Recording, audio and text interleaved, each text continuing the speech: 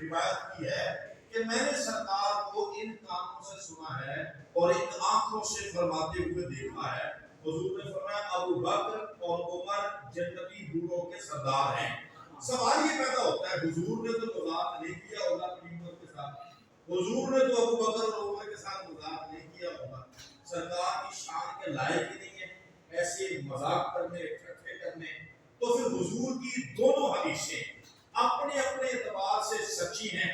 حسن اور حسین بھی جنتی سردار ہیں, ابو بکر اور عمر بھی جنتی سردار ہیں. ان کے لیے فرمایا وہ جنتی جوانوں کے سردار ہیں, ان کے لیے فرمایا یہ جنتی بوڑھوں کے سردار ہیں. یہ جنت کے اندر انٹری کا اعتبار کرتے ہوئے بھی فرمایا بلکہ دنیا میں جس کا خاتمہ ہوا ہے جس حالت پہ سرکار نے اس حالت کی طرف اشارہ فرمایا ہے کہ جو جوانی میں مر گیا اور جنت میں جائے گا, حسن اور حسین جنت میں ان کے سردار ہوں گے, اور جو بڑھاپے کی عمر میں مر گیا اور جنت میں گیا ابو بکر اور عمر ان سب بوڑھوں کے جو جنت میں جوان ہو چکے ہیں ان کے سردار ہوں گے. یہ حضور نے دنیاوی خاتمے کے حوالے سے ارشاد فرمایا. تو جو جوان لوگ جو اس دار فانی سے رخصت ہو جاتے ہیں ایمان کی حالت میں, ان کے لیے فرمایا جنتی جوانوں کے سردار ہیں, جنت میں انٹری کی بنا پر نہیں فرمایا. تو امام حسن اور امام حسین رضی اللہ تعالی عنہما یہ دونوں بزرگ جنتی سردار ہیں. کیا ہے بولیے بھائی؟ تو جو جنتی سردار سے ٹکر لے اور جنتی سردار کے ساتھ بغض رکھے وہ پھر جنت میں جانے والا نہیں ہے. جنتی سردار چاہے حسن اور حسین کی صورت میں ہو, جنتی سردار چاہے سیدہ فاطمہ کی صورت میں ہو, جنتی سردار چاہے عثمان غنی کی صورت میں ہو, اور جنتی سردار چاہے ابو بکر عمر کی صورت میں ہو, ان میں سے کسی ایک سے بھی بغض رکھنے والا بندہ جنت کی خوشبو بھی سن نہیں پائے گا. حالانکہ جنت کی خوشبو 500 سال کی مسافت کی دوری سے بھی جنت کی مہک آ جاتی ہے. یہ اندازہ کرے جنت میں داخلہ تو دور, جنت کے قریب بھی نہیں پھٹک دیا جائے گا. سنیو مبارک ہو آپ کے دلوں میں ان چار یاروں کی محبت ہے, اور حضور کے 5 تن جو ہیں حضور کے علاوہ 4 ان کی بھی محبت سینے میں موجود ہے. تمہارے میں آنے ہیں الحمدللہ. آگے چلیں. حضور نبی کریم علیہ السلام آپ ایک دن نماز پڑھا رہے تھے. حضرت شداد رضی اللہ تعالیٰ کو روایت کرتے ہیں کہ میں بھی سرکار کے ساتھ اسی نماز میں پیچھے صف میں تھا. حضور نے سجدہ فرمایا, سجدہ لمبا ہو گیا. یہ بات تو سنی آپ نے, سجدہ حضور نے لمبا کر دیا. حضرت شداد فرماتے ہیں میں نے سجدے میں سر اٹھا کے دیکھا. ماجرا کیا ہے اندازہ کریں, سجدے میں ہی سر اٹھا کے دیکھا. تاریخ ابن اساکر کے اندر یہی جملے کہ رفعت راسی, میں نے بڑا سر اٹھایا یوں کر کے دیکھا کہ ماجرا کیا ہے. کیا حضور نبی کریم علیہ السلام کسی حادثے میں مبتلا ہو گئے؟ جب میں نے دیکھا تو کیا دیکھتا ہوں, حضور نبی کریم علیہ السلام کے شہزادے امام حسن یا امام حسین, یہ او کے ساتھ حسن او حسین کے لفظ حدیث میں یا تو حسن تھے یا حسین تھے, ان دونوں میں سے کوئی ایک تھا حضور کی قبر مبارک پہ چڑھ کے بیٹھا ہوا تھا. میں نے دیکھا حضور کی قبر پر چڑھ کے بیٹھا ہوا ہے اور حضور نے سجدہ لمبا کر دیا ہے. فرماتا ہے پھر میں نے سر سجدے میں رکھا, نماز پوری ہوئی. نبی کریم علیہ السلام سے صحابہ کرام نے پوچھا یا رسول اللہ ہمارے ماں باپ آپ پر فدا جائیں. حضور ماجرا کیا تھا؟ کیا آپ پر کوئی وحی نازل ہو رہی تھی؟ کیا نماز کو لمبا کر دیا گیا ہے؟ کیا اس طرح مشروع ہو گیا ہے؟ حضور نے فرمایا نہیں, ایسا کچھ نہیں ہے. نہ مجھ پر نماز کے دوران وحی نازل ہو رہی تھی اور نہ ہی نماز کو لمبا کر دیا گیا ہے, بلکہ فرمایا میرا شہزادہ مجھ پر سوار ہو گیا تھا اور میں نے دوبارہ نہیں کیا کہ جب تک وہ خود نہ اترے اس کو نیچے اتار. جس کی خاطر حضور کی نماز نبی کرنے, اس حسین ابن حیدر کی بارگاہ میں ہمارا لاکھ سلام ہے. حضور نبی کریم علیہ السلام کو اپنے شہزادوں سے بڑا پیار تھا. حضرت ابو ہریرہ رضی اللہ تعالیٰ عنہ کو کون نہیں جانتا, عبد الرحمن بن صخر دوسی ان کا اصلی نام ہے. جو بھائی ابو ہریرہ کنیت سے زیادہ معروف ہوئے، سرکار نے بھی فرما دیا تھا یا ابا ہیر، کبھی سرکار ابا ہیر فرمایا کرتے وہ بلی والے، کبھی فرمایا کرتے یا ابا ہریرہ وہ چھوٹی بلی والے۔ جناب ابو ہریرہ نے بلی پالی ہوئی تھی، جب تک وہ چھوٹی تھی ابو ہریرہ نے بلی بڑی ہوگی تو یا ابا ہیر وہ بڑی بلی والے۔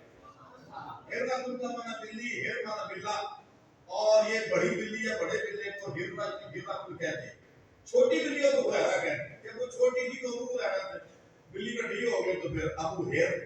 تو حضرت ابو ہیر یا حضرت ابو ہریرہ رضی اللہ تعالی عنہ ایک دن آئے، یہ جناب امام حسین رضی اللہ تعالیٰ عنہ کی جوانی کے دن ہیں، جب امام حسین جوان تھے، حضور کا وصال ہو چکا، دور صدیقی بھی گزر گیا، دور فاروقی بھی گزر گیا، دور عثمانی کے اندر یہ واقعہ ہوا ہے کہ جناب ایک جنازہ تھا، جنازہ پڑھ لیا گیا، تو اس کے بعد امام حسین رضی اللہ تعالیٰ عنہ تشریف لائے، تو آپ جنازگاہ میں ہی ایک جگہ بیٹھ گئے، جنازگاہ میں ہی جملے سننا، جنازگاہ میں ہی امام علی مقام ایک جگہ تشریف فرما ہو گئے، اور حضرت ابو ہریرہ نے جب جناب امام علی مقام کو تشریف فرما دیکھا، آگے بڑھے اور آ کر نہ اپنی چادر کندھے سے اتاری اور شہزادہ رسول کے پیروں کو صاف کرنے لگ گئے، آپ کے پائے قدر سے مٹی کو جھاڑنے لگ گئے۔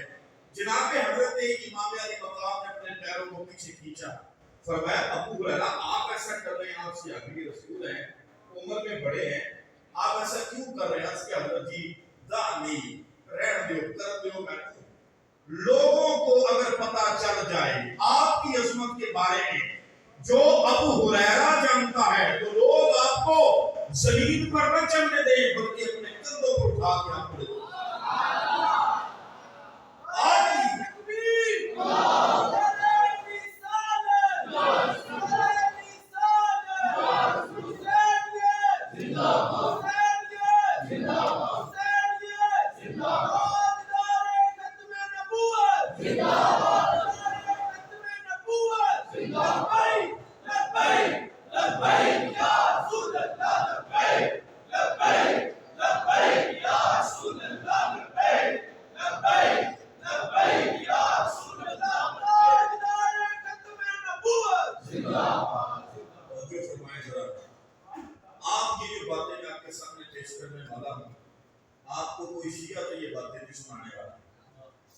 کیونکہ شیعہ سے جب آپ امام حسین کا تعارف سنیں گے نا وہ حضور کی زندگی کی باتیں بتائے گا اور پھر ڈائریکٹ آپ کو کربلا میں لے جائے گا۔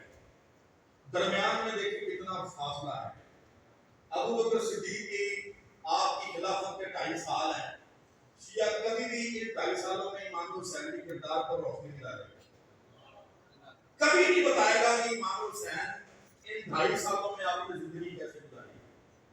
پھر جناب فاروق اعظم رضی اللہ عنہ کا دور خلافت آتا 10 سال کا، ان 10 سالوں میں جناب امام حسین کی زندگی کیا ہے، ان کی سیرت پاک کیسے گزری ہے، کیسے صحابہ پیار کیا کرتے تھے، کیسے فاروق اعظم پیار کیا کرتے تھے، کوئی شیعہ کبھی آپ کو نہیں بتائے گا۔ تو یہ 10 اور 2.5 کتنے ہو گئے، 12.5 سال۔ پھر آگے 12 سال کا دور خلافت ہے جناب عثمان ذوالنورین کا۔ جناب عثمان ذوالنورین کے زمانے میں امام حسن اور امام حسین کے ساتھ صحابہ کا پیار محبتیں کس طرح سے تھی، انہوں نے کیا رول ادا کیے ہیں، تو یہ کوئی بھی شیعہ آپ کو کبھی نہیں سنائے گا۔ یہ بتائیں 12.5 سال میں مزید 12 سال کا اضافہ کرنے کے لیے بن گئے 24.5 سال۔ کیوں بھائی؟ پھر آگے جناب شیر خدا مولا علی مرتضیٰ آپ کی جو ہے وہ 4 سال اور 5 ماہ یا 6 ماہ کا عرصہ پھر آتا ہے۔ ان 4 سال اور 5 ماہ کے اندر یا 6 ماہ کے اندر مولا علی پاک رضی اللہ عنہ کے دور خلافت میں شہزادہ امام حسن کا کردار، شہزادہ امام حسین کے کردار پر بھی کوئی زیادہ شیعہ روشنی ڈال دے، اس کی بھی کئی وجہ ہیں۔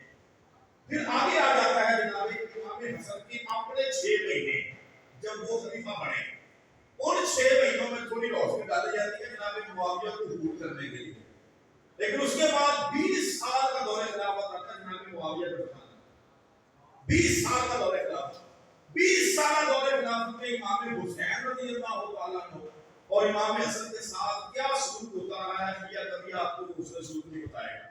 رکعت کو چھلانگ لگوائے گا حضور کے زمانے سے وہ 60 ہجری 61 ہجری میں واقع کربلا کے اندر امام المقام مجمع کی یہ شان میں آ گئی، یہ شان میں آ گئی، یہ شان میں آ گئی اور کربلا میں کچھ ایک کر دیا ہے۔ درمیان میں اتنا لمبا عرصہ کھاوے ہڑپنا کے نکال بھی نہیں ہے۔ آئیے ہم آپ کو درمیان سے زندگیوں کے ان حصوں کے تھوڑے تھوڑے گوشت آپ کے سامنے پیش کرتے جائیں گے، کیونکہ وقت کے دامن میں اتنی گنجائش نہیں ہے کہ ڈیپلی چلے جائیں، بلکہ میں آپ کے سامنے موٹی موٹی چند باتیں رکھوں گا جس سے آپ کس طرح امام حسن اور امام حسین سے پیار کیا جائے۔ جناب رسول اللہ صلی اللہ علیہ وسلم کا وصال الملال ہوتا ہے، 3 دن گزرے ہیں، حضور نبی کریم علیہ السلام کو دفن کیا ہے، آپ کو سوموار کے آپ کو بدھ کے دن دفن کیا گیا ہے۔ سوموار کو ہمارے حضور کا وصال ہوا، بدھ کے دن آپ کو دفن کیا گیا ہے۔ اس بدھ سے 3 دن کے بعد کا یہ وقت ہے کہ جناب ابو بکر صدیق رضی اللہ تعالیٰ عنہ نے عصر کی نماز پڑھائی، نماز پڑھا کے باہر نکلے، ساتھ میں جناب مولا علی مرتضیٰ ہے۔ سبحان اللہ۔ وہ جو لوگ گاڑیاں کراتے ہیں نا جناب، وہ ٹیکا پشتی جنگ ہوئی، خلافت کی لڑائی ہوئی، یہ ہوا وہ ہوا، یہ ذرا دیکھ لیں مولا علی ساتھ ہے۔ شیعہ کی کتاب ناصب التواریخ میں یہ واقعہ لکھا ہوا ہے، اور بھی کتابوں میں لکھا ہوا ہے، ان کی بہار انوار میں بھی یہ واقعہ لکھا ہوا ہے کہ جناب مولا علی اور ابو بکر صدیق بڑے خوشگوار مول میں عصر کی نماز پڑھ کے نکلے ہیں مسجد سے، نکلتے ٹہلتے نکلے آگے تو گراؤنڈ آ گیا جہاں بچے کھیل رہے تھے۔ امام حسن مجتبی رضی اللہ تعالیٰ عنہ آپ بچوں کے ساتھ دوڑ لگا رہے تھے۔ جناب ابو بکر صدیق رضی اللہ تعالیٰ عنہ نے دیکھا، آگے بڑھ کر جناب امام حسن کو اٹھا کے اپنے کندھوں پر بٹھایا اور یہ جملے بولے، بی ابی، میرا باپ حسن کے صدقے جائے، میرا باپ حسن کے صدقے جائے، یہ تو رسول اللہ کے مشابہ ہے، علی تمہارے مشابہ نہیں ہے۔ اور جناب صدیق پر یہ جملہ بول کے مسکرا دیے، علی تمہارے مشابہ نہیں، یہ رسول اللہ سے مشابہ ہے۔ تو مولا علی شیر خدا نے یہ جملہ سن کے تصدیق میں سارے لایا اور ساتھ میں مسکرانے لگے۔ دیکھیں پیار، دیکھیں ابو بکر صدیق رضی اللہ تعالیٰ عنہ کی کندھے پر اگر کسی نے سواری کی ہے تو رسول اللہ نے کی ہے یا رسول اللہ کے شاگردوں نے؟ جو ہے رسول اللہ نے ابو بکر صدیق کے کندھوں پر سواری کی ہے یا رسول اللہ کے شاہزادوں نے صدیق اکبر کے کندھوں پر سواری کی ہے؟ یہ واقعہ کبھی آپ کو شیعہ نہیں سنائے گا کہ کہیں لوگوں کو پتہ نہ چل جائے کہ صحابہ کرام اہل بیت پر کتنی جان چھڑکا کرتے ہیں۔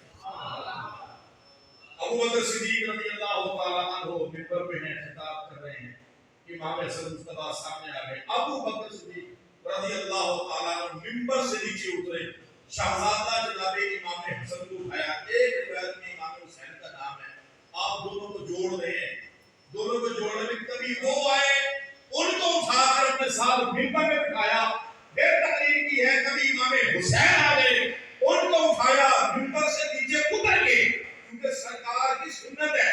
نبی کریم علیہ السلام بھی ایک مرتبہ خطبہ جمعہ دے رہے تھے اور بھائی خطبہ جمعہ دیتے ہوئے حضور نے دیکھا دونوں شہزادے حسن اور حسین گھر سے نکلے، اماں بھی جناب سیدہ فاطمہ نے تیار کر کے بھیجا تھا، جو بیٹا مسجد میں نانا جی کے پاس چلے جاؤ۔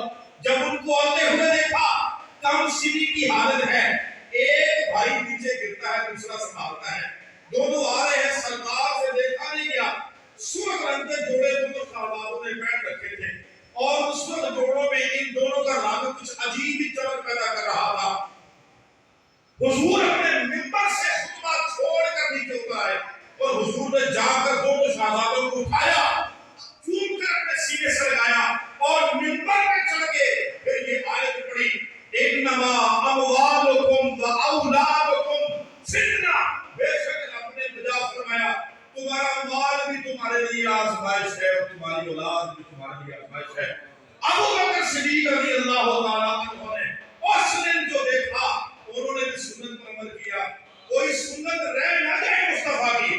بعض علماء ہمارے آج کل کے علماء فرماتے ہیں یہ جو شعر ہے جس کی ہر ادا سنت مصطفیٰ، ایسے پیر طریقت پہ لاکھوں سلام، اگر کوئی دنیا میں کوئی پیر ایسا گزرا ہے جس پر یہ جملہ غالب آتا ہے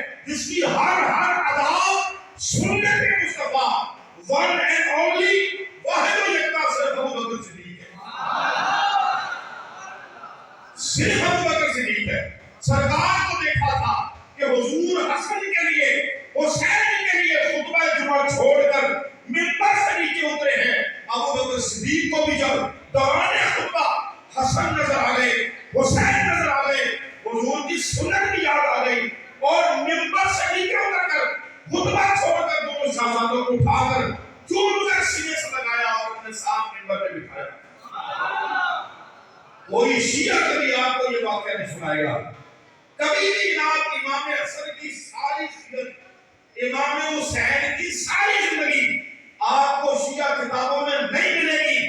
الحمدللہ یہ اہل سنت ہیں جنہوں نے اہل بیت اطہار کی زندگی کے ہر گوشے کو اپنی کتابوں میں جمع کیا ہے، اور صحابہ کی زندگی کے ہر گوشے کو اپنی کتابوں میں جمع کیا ہے۔ ہم ڈنڈی مارنے والی قوم نہیں ہیں، اپنے مطلب کی باتیں لے لی دوسری چھوڑ دی نا، ہم ساری باتیں ان کی لیتے ہیں اور پھر اپنے دل کو الحمدللہ سمجھ لیتے ہیں کہ ہم ان کے والے بھی ہیں اور ہم ان کے والے بھی ہیں، نہ ہمارا ان کے بغیر گزارا ہے، نہ ہمارا ان کے بغیر گزارا ہے۔ اہل سنت کا ہے بیڑا پار، اصحاب نجوم رسول نجم ہے اور ناؤ ہے حضرت رسول اللہ کی۔ اندھیری رات کا سفر ہے اور سفر بھی سمندر کا ہے، تو بھائی اگر سمندر کا سفر ہے پھر آپ کو دو چیزیں چاہیے ہیں، آپ کو کشتی بھی چاہیے ہے، کشتی کے بغیر آپ سمندر کا سفر نہیں کر سکتے، اور اندھیری رات میں سمت کا تعین بھی ضروری ہے، اس کے لیے آسمان پر چمکنے والے ستارے چاہیے ہیں، ستارے آپ کو سمت بتائیں گے، کشتی آپ کو ڈوبنے سے بچائے گی، اور اہل سنت کا ہے بیڑا پار، اصحاب رسول نجم ہے اور ناؤ ہے عزت رسول اللہ کی۔ ہم رسول اللہ کے جنت رسول اللہ دیکھنی ہے، حشر میں عزت رسول اللہ کی۔ نبی کریم علیہ السلام کی آج بغیر میں سنیوں کا گزارا کوئی نہ، اور حضور کے صحابہ کے بغیر میں سنیوں کا گزارا عجیب حضور میں، اور عامر ابن اسلام کی روایت لکھی ہے، سنیوں کلیجے کو ٹھنڈک پہنچاؤ، روایت سنو۔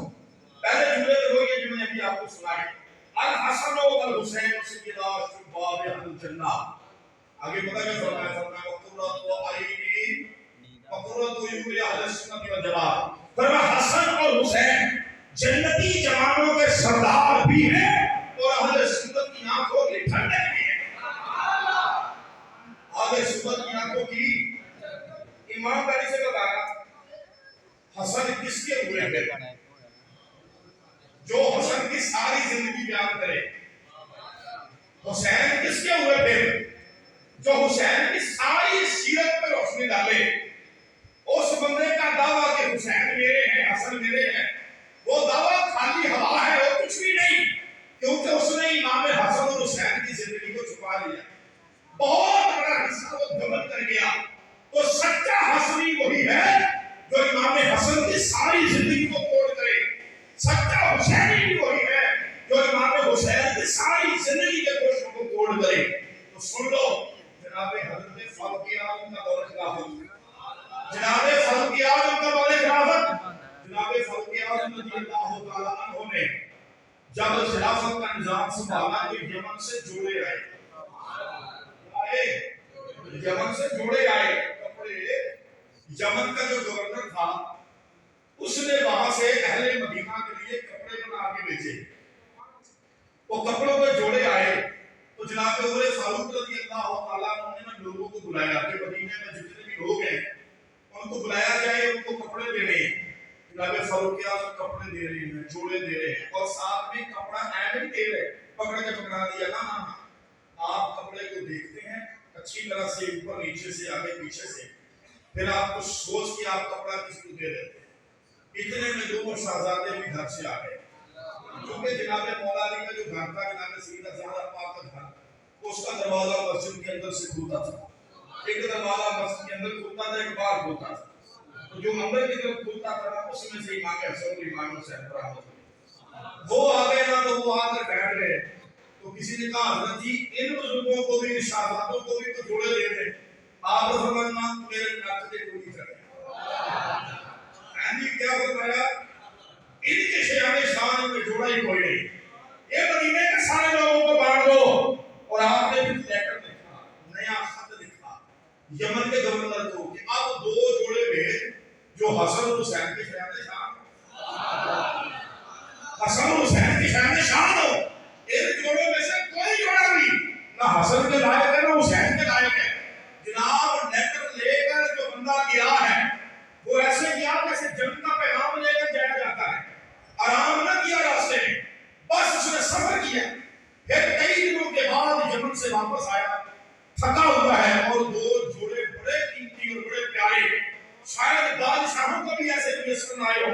وہ لا کر جناب فاروق اعظم کو پیش کیے.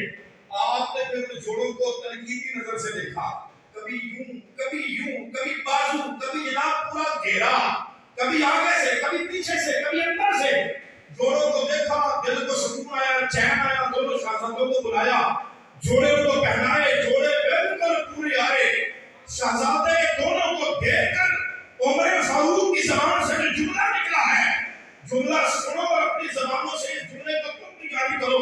آپ فرمایا الان دعوت نفسی, اب جا کے میری جان کو چین آیا, اب جا کے میری جان کو چین. کوئی شیعہ نہیں آپ کو یہ باتیں سنانے والا.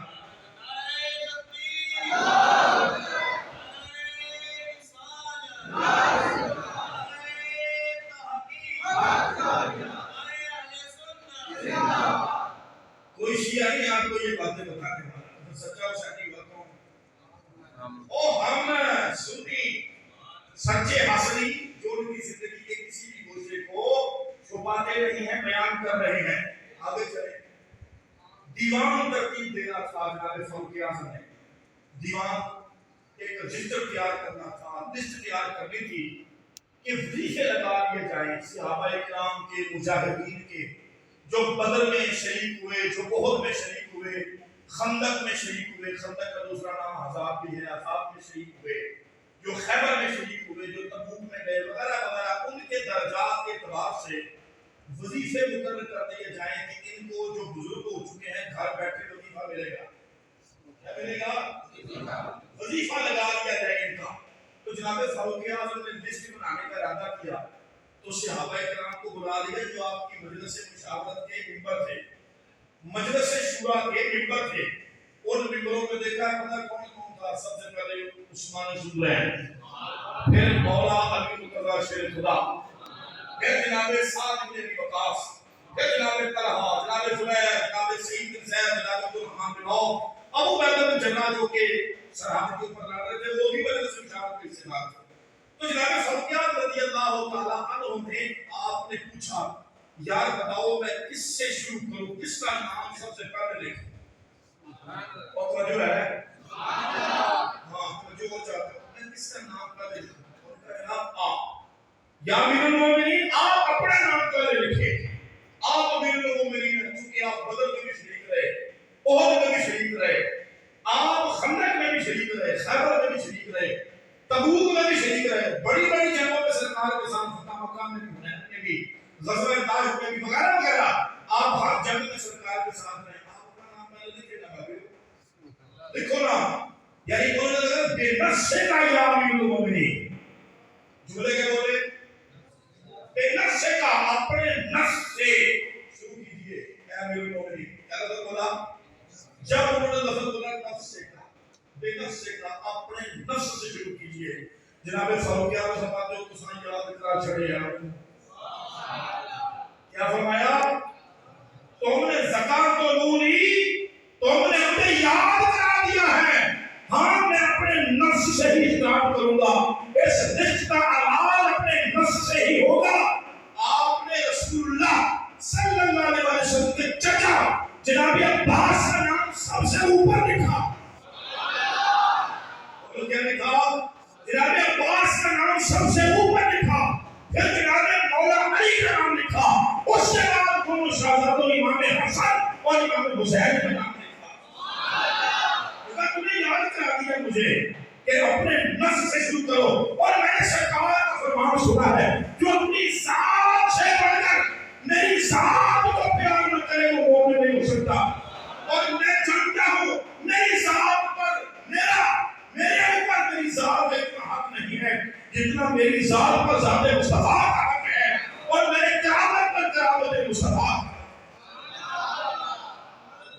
میری ذات پر ذات مصطفیٰ مقدم, میرے رشتہ داروں پر رشتہ مصطفیٰ مقدم.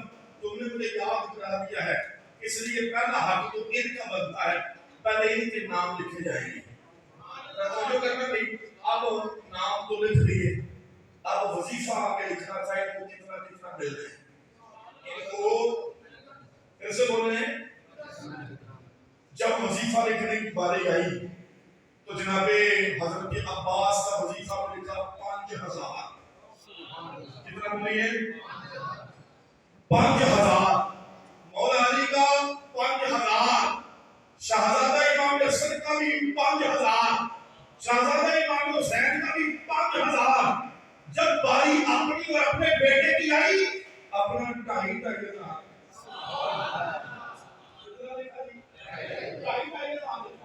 अपना भी 2.5 बेटे का भी 2.5 तो बेटे अब्दुल्ला की उम्र ने अर्ज किया अब्बा जी ये क्या बात है ये दोनों शहजादे तो पैदा भी नहीं हुए थे बदर के मौके पे आप बदर में शरीक रहे चले मैं शरीक नहीं हो सका बदर में पर ओहद में तो मैं भी था ना आप भी ओहद में हुए तो दोनों शहजादे तो उस वक्त ओहद के नजदीक पैदा नहीं हुए दोनों में से तो इनका नाम लिखते हुए आपने एक तकद्दुम किया फिर इनके वजीफे भी आपने मौला अली के बराबर रखे और हमसे जुड़े रखे वजह क्या तो आपने फरमाया इनके नाना जैसा नाना लाओ इनकी नानी जैसी नानी लाओ इनकी माँ जैसी माँ लाओ इनके बाप जैसा बाप लाओ अगर ले आओगे फिर मुझे बताना तेरा वजीफा पानी जाएगा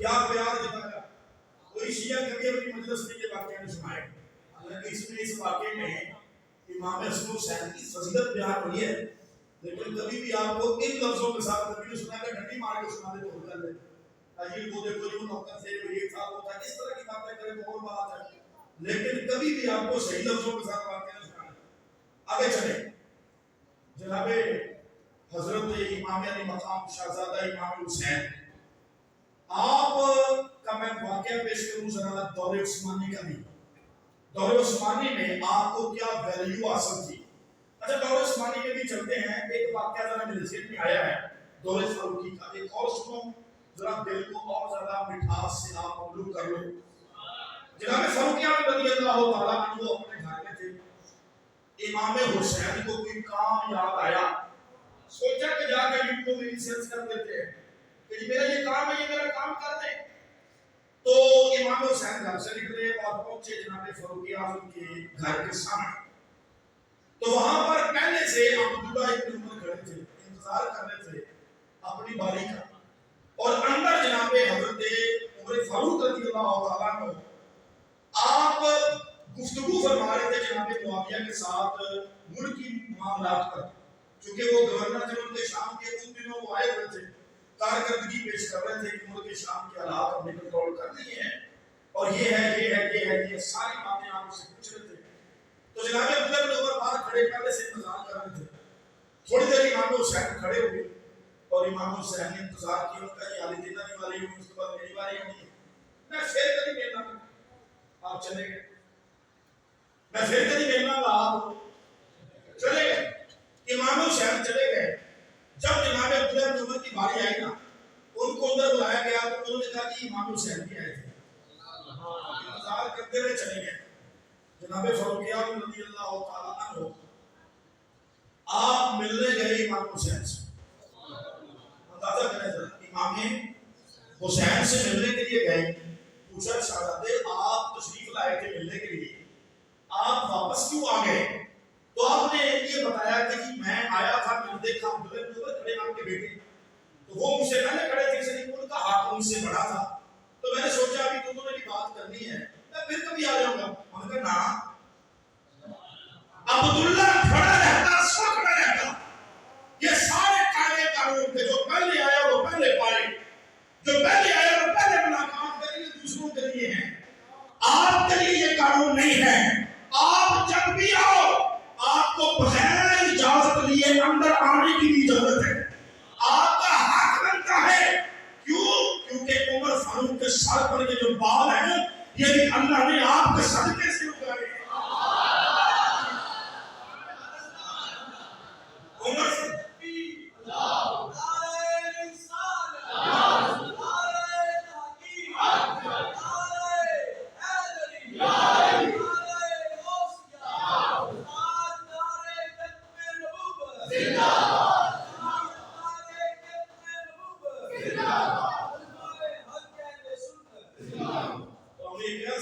کہ ہمارے سروں پر جو بال ہے نا صدقہ سرکار کی آل معاملے میں کسی بات کوئی پرواہ نہیں، ہم فاروقی ہیں، فاروقی اعظم نے جملہ ہمیں دے دیا ہے کہ ہمارے سروں پر تو یہ جو بال ہے نا، اے اہل بیت یہ بھی آپ کے صدقے سے ہم اٹھائیں۔ کیا جملہ دیا؟ کتاب الشتات ہجری کے اندر بھی یہ بات موجود ہے، موجم ابن عربی میں بھی موجود ہے، تاریخ ابن اساکر میں بھی موجود ہے، یہ بات الحمدللہ سند کے ساتھ موجود ہے کہ جناب فاروقی اعظم نے جملے بولے ہیں۔ توجہ فرمائیں، یہ ہے ہمارے بڑوں کا عشق، یہ ہے ہمارے بڑوں کا عشق اہل بیت کے ساتھ، اس کے ساتھ حضرت عبداللہ کے عباس رضی اللہ تعالیٰ عنہما، حضور کے چچا جناب عباس کے بیٹے ہیں، حضور نے ان کو عبر امت قرار دیا اور ترجمان قرآن، مفسر قرآن کا لقب دیا ہے، جس کو قرآن کی تفسیر سیکھنی ہو عبداللہ ابن عباس سے سیکھتے۔ اتنا بڑا اعزاز جناب عبداللہ ابن عباس کے پاس ہے۔ جناب عبداللہ ابن عباس رضی اللہ تعالیٰ عنہ ایک مرتبہ آئے اور دونوں شہزادے سواری پر سوار تھے، تو آ کے نا وہ لگے نیچے اترنے، تو عبداللہ ابن عباس نے نیچے اپنے ہاتھ رکھ دیے، ایک بابے وہ پیر رکھنے تو میرے ہاتھ میں رکھ۔